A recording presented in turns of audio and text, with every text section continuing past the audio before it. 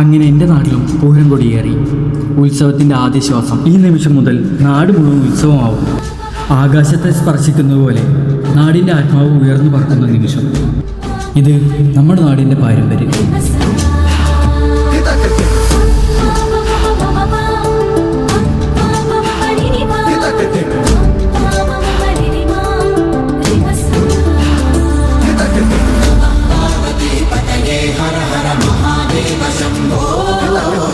Shiva Shankara Hara Hara Shankara Sada Shiva Shambho